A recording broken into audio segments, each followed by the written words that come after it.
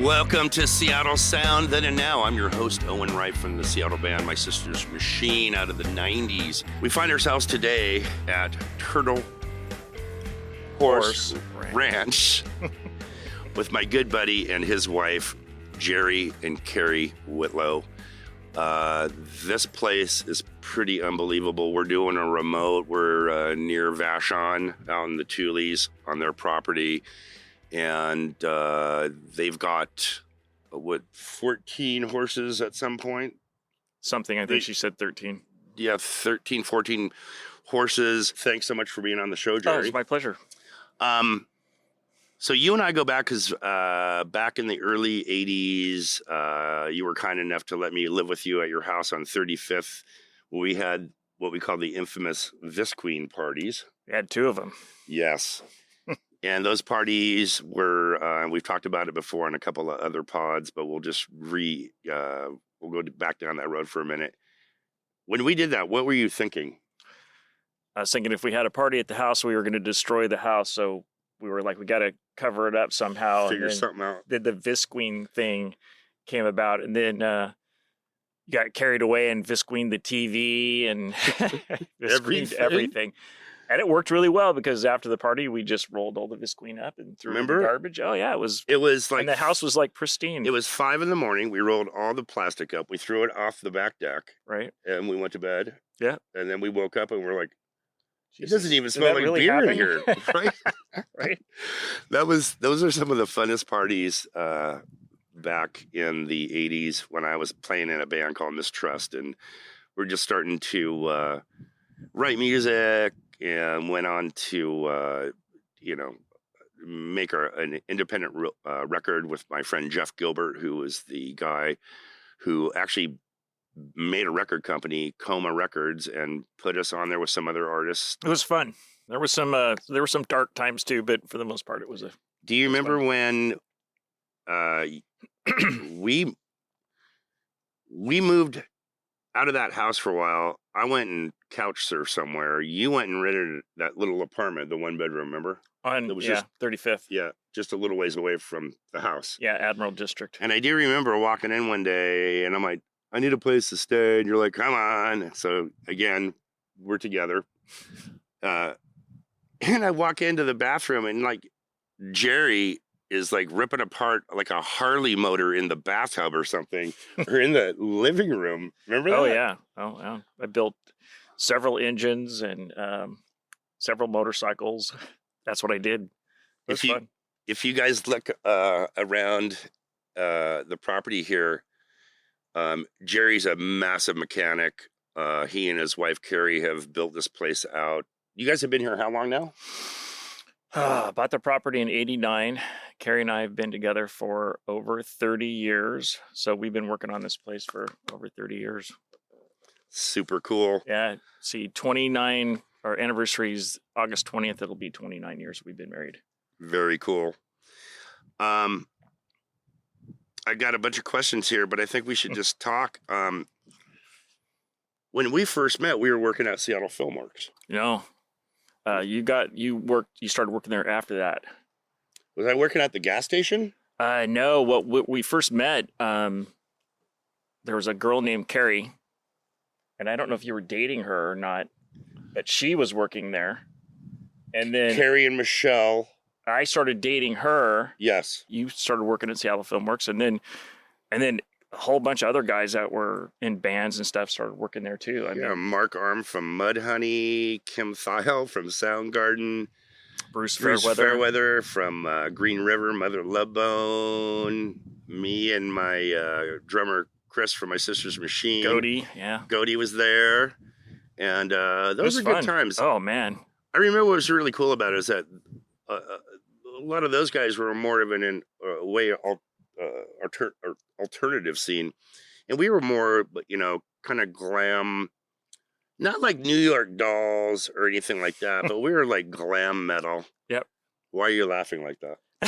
Because I remember because we wore eyeliner. Yeah, I remember seeing you guys, and we wore the first invention of Spanx, which were spandex. Yeah.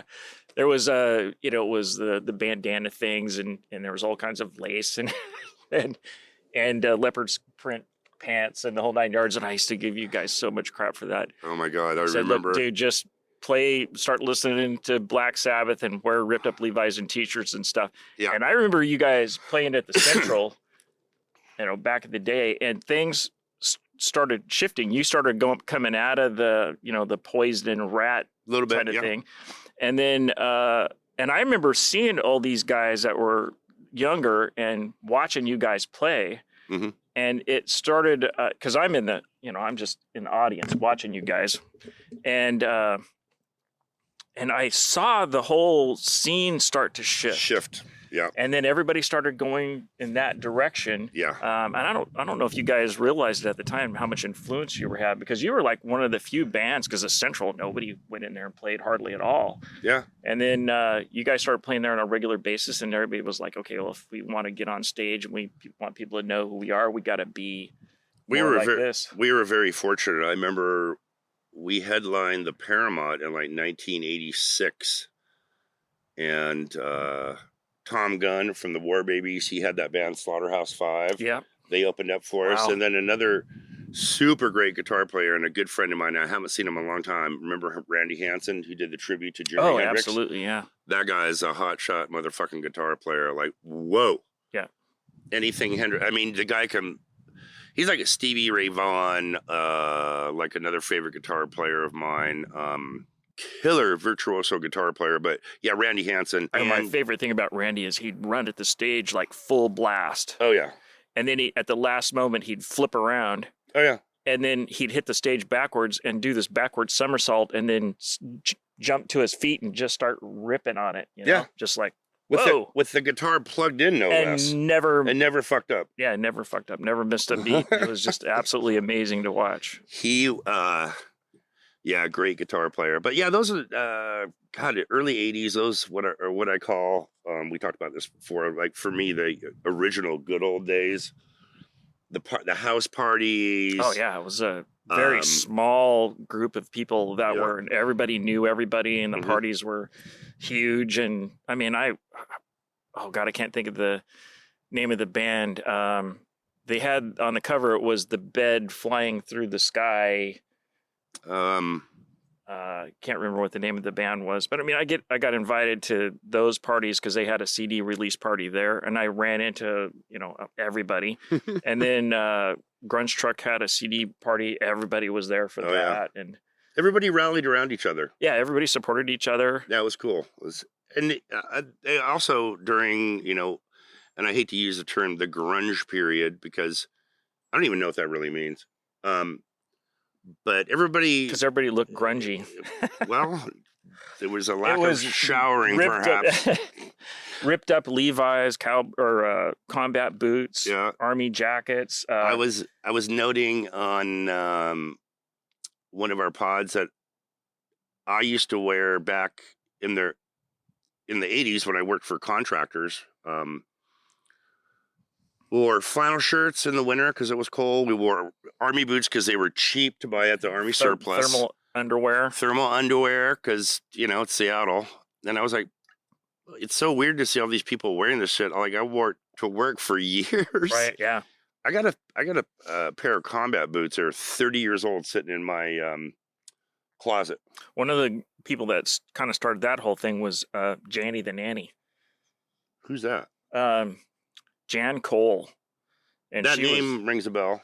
Oh yeah, so there was the scene that everybody was running around in, and all these girls were kind of doing, we have to dress like this, and there was almost like this little cult thing going on. And Jan went out and bought some Daners, and was ripped up Levi's and all that stuff. And then that's how that all started turning into morphed into that was the scene. That's what all the girls were wearing that and stuff. And it went from all the foo-foo stuff to just, And you know what? Speaking of clothing, we've got new swag. We got really nice V-neck t-shirts, really good quality material. And on the back, our logo, I'm the guy with the guitar and Dave is the guy with the camera. And Seattle Sounds t-shirts, you can get them on our store, seattlesound.com. At this point, we're going to take a little break. We'll be right back with Seattle's Sound Then and Now.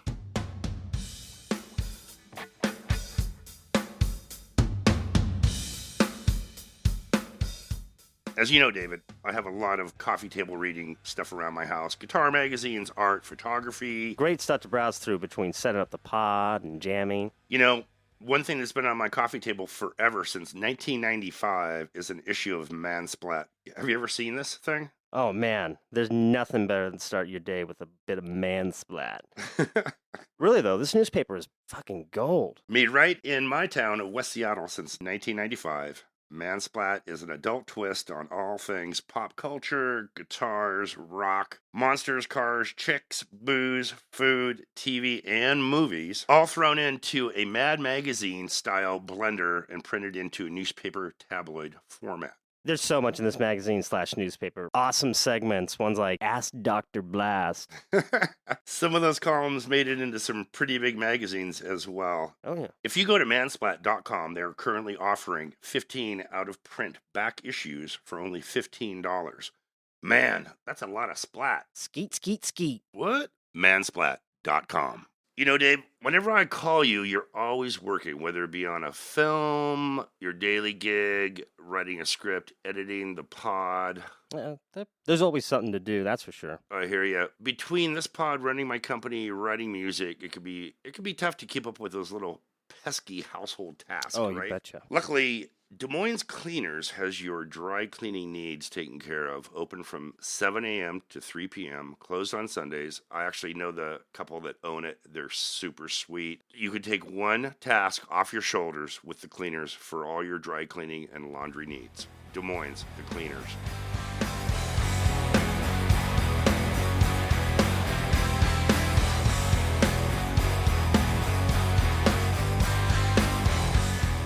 So we're on the Whitlow Ranch, what's the full name? Turtlehorse Ranch. It's my grandfather's Cherokee name.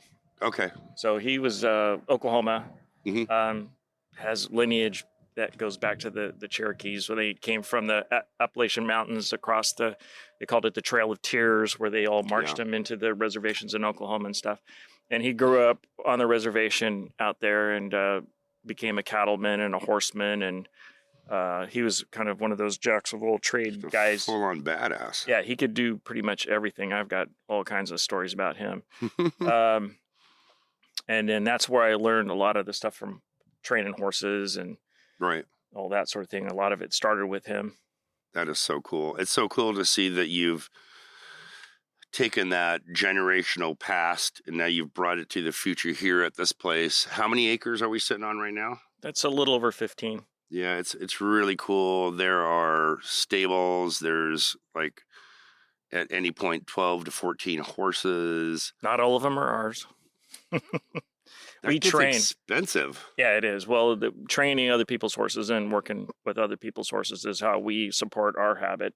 Yeah, yeah. So, Well, and you also said too that I thought was very poignant that for you guys, this is like a lifestyle. This just isn't like we got a couple of horses and we ride them every now and then. Like this is your life. right. We've been part of the local dressage club for years and years. I was vice president for 3 years, and I was president for 4 years. Carrie's been involved in the club at one capacity or another as an officer. Still involved in it right now. I think you're secretary. She's secretary right now. So we always have our fingers in it. We're fairly well known in the community. The vets give our names out to people who are having issues with their horses or babies or Right. that sort of thing. These people I've known for 30 years.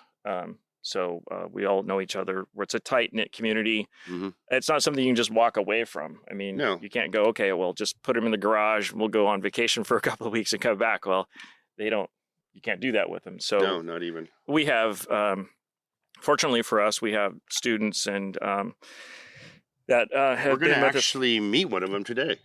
Sydney, she's house set for us. So if we do have to go someplace, we've had several deaths in the family this summer, unfortunately, and we've had to take off. And we've had these girls will come out, and we trust them to watch over the horses. They ride. They've trained with us and stuff, and the dogs all know them. So how did you guys meet Sydney? Her grandmother.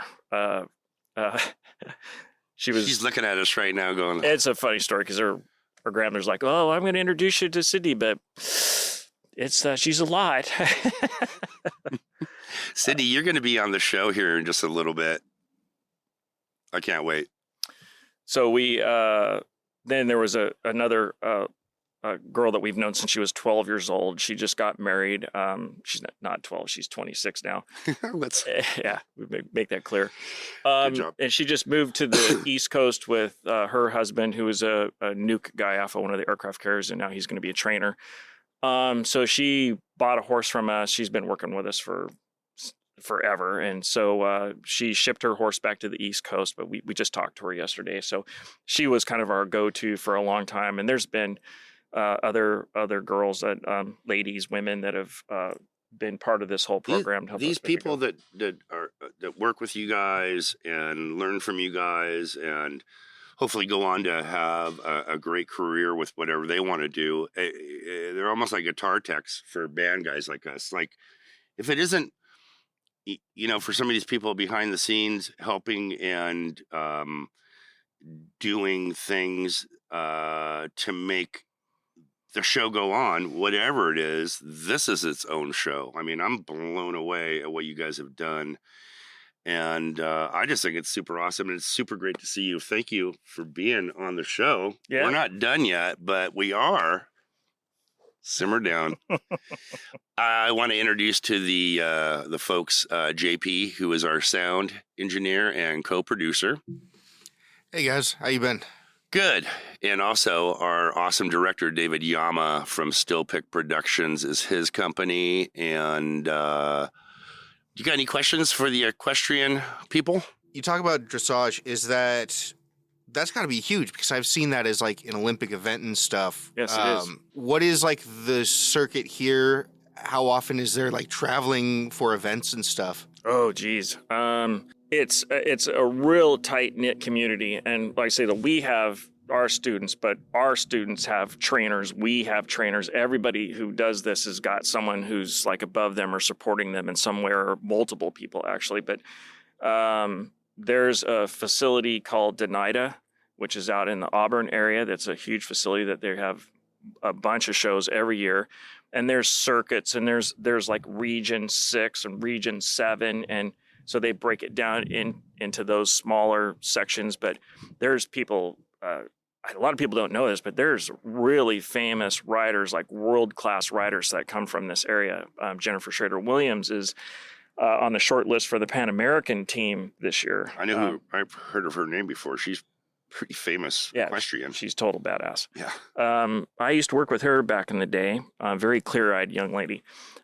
She's also a professional ballroom dancer too. I mean, she's just like this multi-talented. Wow. It's unbelievable.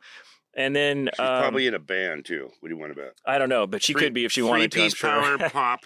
But there, and then I mean, the list goes on and on. There's so many people around here, but there's B shows. So people who are just getting into it and just getting started that need to learn the ropes and figure out how all that works. And that's kind of what our club did, or still does. We want to teach people to be show managers, to be the president, to be the vice president, to be secretaries, to so cool. All this stuff. And then a lot of people that have started out that way are now managing A shows, that's the show, all over the States and stuff. And we've had people, Annie Grandia's Pony Club went to Kentucky for championships one year. I mean, it's a really big deal around here. That's so cool. Yeah, that's awesome. Hey, you know what we're going to do is we're going to take another quick break for our sponsors. Also, here's something cool. If you go on to SeattleSound.com, we've got new swag. We got our new t-shirts that we just got. And you can order them on SeattleSound.com. And really nice fabric, V-neck cut. If you notice on the back of the t-shirt, there's a little guy with a guitar. Apparently that's supposed to be me back in the day. And then there's the guy that has the little camera. And that's our director, Dave, for Seattle Sounds Then and Now. We'll be right back with Jerry and Carrie Whitlow at Turtlehorse Ranch. We'll be right back. Thanks, everybody.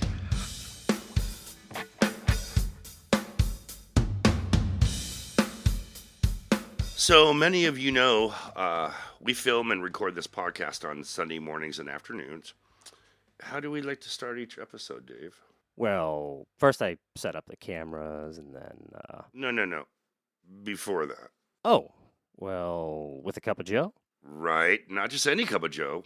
We get ourselves a cup of coffee at Annie Irene's Coffee Shop, family owned in Des Moines. I like to get a nice cup of coffee or maybe a little brekkie sandwich. How about you, Dave? Cup of coffee, maybe some coffee cake. They do a coffee cake with Marion berries. I like the one that has the brown sugar on top with the cinnamon. With a cube of butter on it. Cube of butter. Later in the day, they got a really cool ice cream that they also serve. Annie Irene's Coffee Shop, located downtown Des Moines, Marine View Drive, open daily. I go there every morning. You know, another family-owned business I love to go to. That's where I met you, Dave. Well, that doesn't sound good, does it?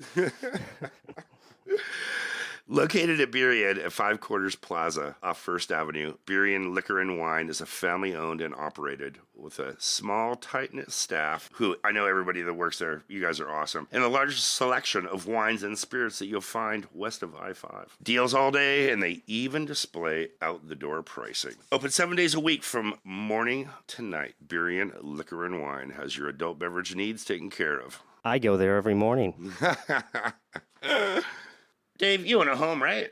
I do. A townhome, but yeah. Being a homeowner has its perks, but also it's a lot of work. Oh, for sure. Loads of stuff I didn't think about. Like one of my showers is leaking into the wall and floor. Part of my deck is starting to give out. You know, there's always something that needs fixing, or maybe you want to upgrade in the master bathroom, redo your deck, have an island put into your kitchen with a hood over it. Don't even get me started with the kitchen. We need a total overhaul with that, and I have no idea where to start. You know, there are professionals who can help design and develop that for you, like Design Develop, local construction company that specializes in just that, designing and developing all those upgrades in your home to make it your home. Design, develop for all your construction needs.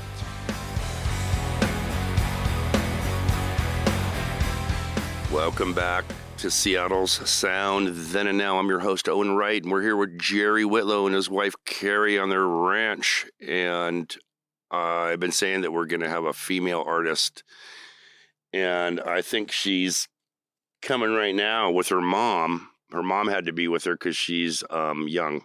Underage. She's underage. And we're fortunate enough to have our friends who are equestrians on Seattle Sound Then and Now. And for our 12th final closing episode for this season, we want to introduce baby Ziza and her mom.